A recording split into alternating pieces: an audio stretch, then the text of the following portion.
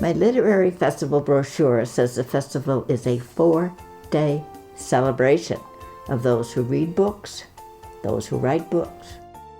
It's also a celebration of the books themselves. I support all three of those celebrations. Literature is an inexhaustible treasure hunt. Hi, I'm Sylvia. I'm very pleased to participate in the Brattleboro Literary Festival. While not a writer, I am addicted to reading. Having readers care is what sells the book. So I have a selfish reason to encourage experienced writers and emerging authors to keep working hard and keep writing good books that make me care. Good literature often has a rhythm. Reading Carl Sandburg's only novel, Remembrance Rock, for me is like listening to a Beethoven symphony. The narrative takes the reader on an epic journey of America from the Pilgrim's first trip to Holland through World War II. It is Sandburg's words about literature that echo my own thoughts.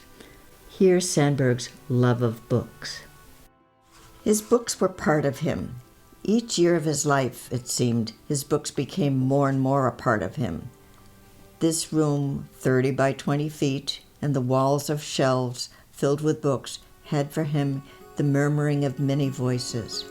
In the books of Herodotus, Tacitus, Rabelais, Thomas Browne, John Milton, and scores of others, he had found men of face and voice more real to him than many a man he had met for a smoke and a talk. I relish a narrative that conveys a slice of life that resonates with my own feelings and experiences.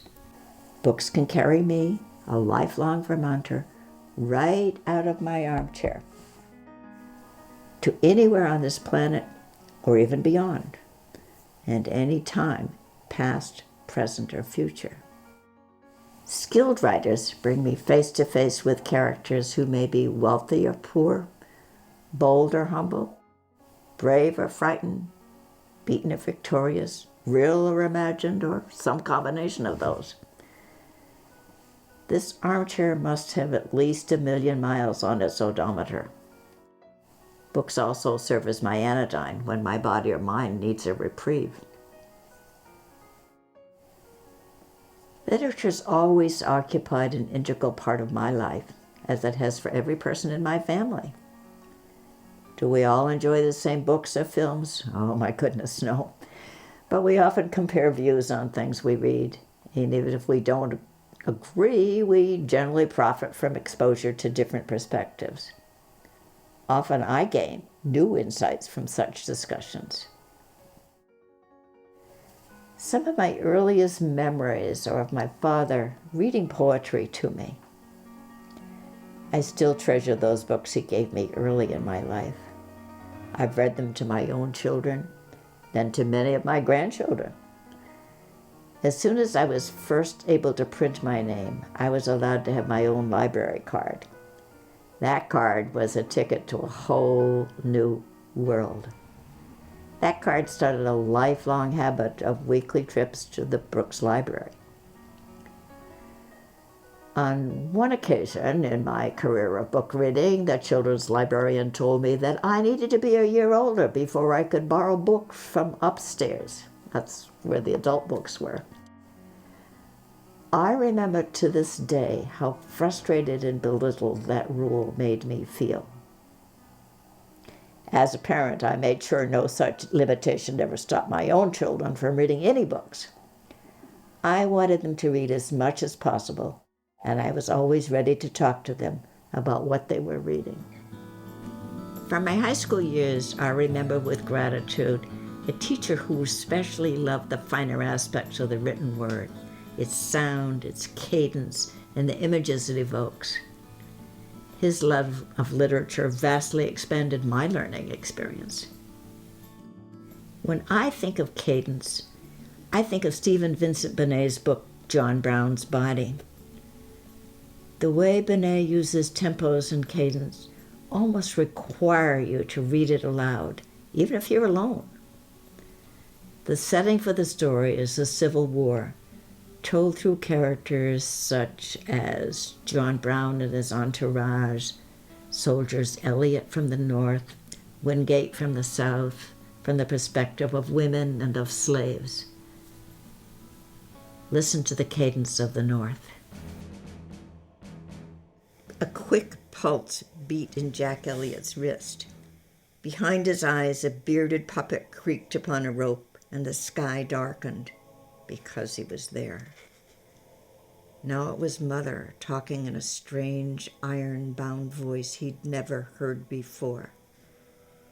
I prayed for him in church last Sunday, Will. I pray for him at home here every night. I don't know. I don't care what laws he broke. I know that he was right. I pray to God to show the world somehow that he was right and break these Southern people into knowing. And I know this.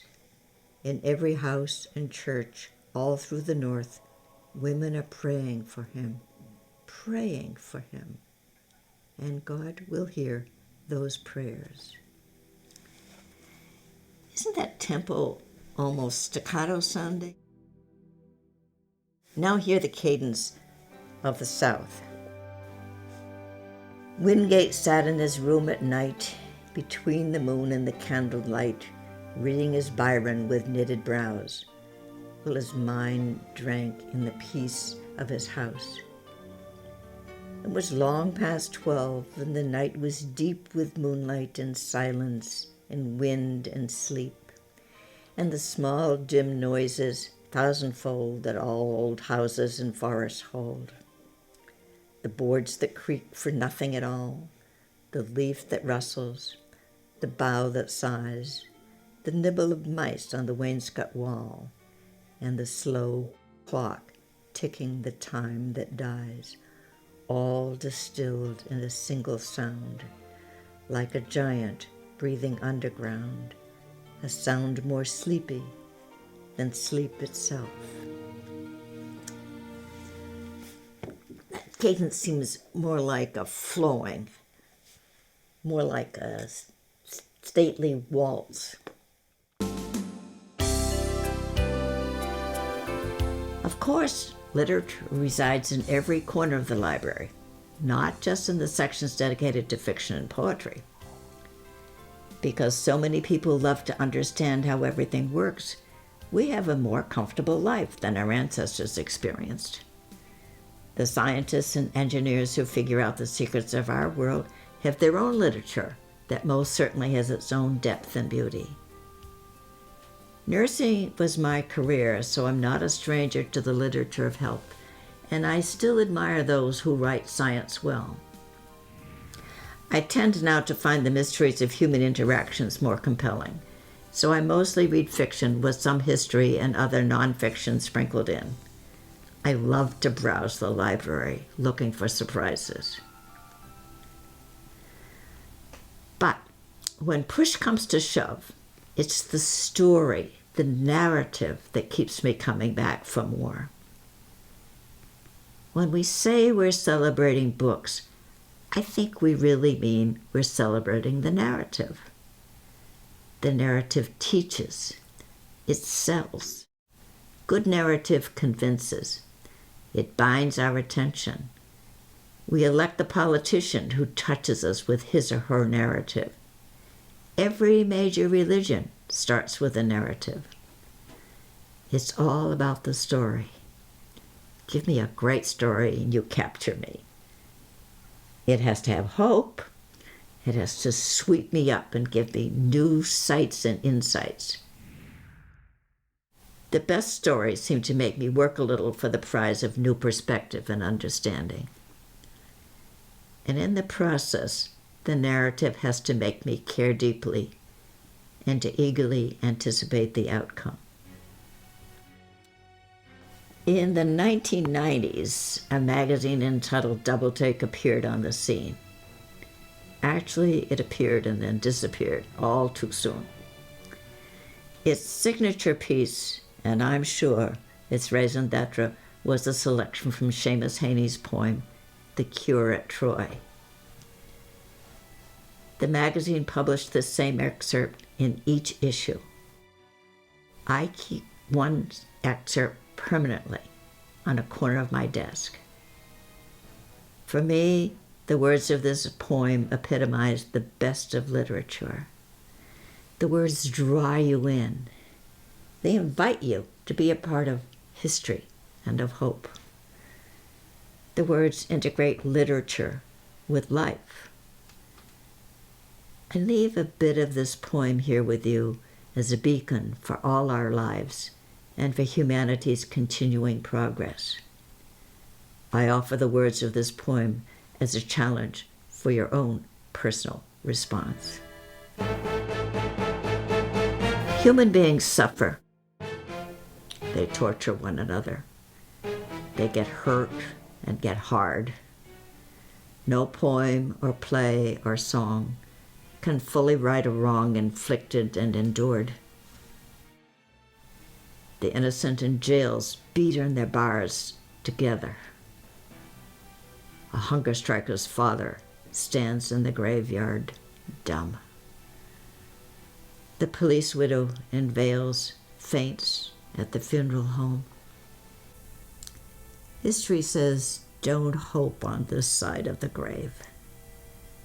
But then, once in a lifetime, the longed-for tidal wave of justice can rise up, and hope and history rhyme.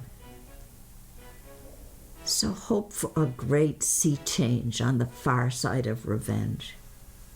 Believe that a further shore is reachable from here. Believe in miracles and cures and healing wells. Call miracle self-healing, the utter self-revealing double take of feeling. If there's fire on the mountain, or lightning and storm, and a God speaks from the sky, that means someone is hearing the outcry, the birth cry of new life at its term. It means once in a lifetime that justice can rise up and hope and history rhyme. I'm Sylvia. I'd like to encourage aspiring writers to carry on, to work diligently toward their goals, since it's only through putting in the hours of hard work that success comes. Writing is, after all, a tough job. Please continue to fill my life and countless others with your words, your visions, your stories, your insights. I'd like to conclude my conversation with you by thanking all those authors, past, present, and future, for enhancing my life so abundantly. And revel with me in this and succeeding literary festivals.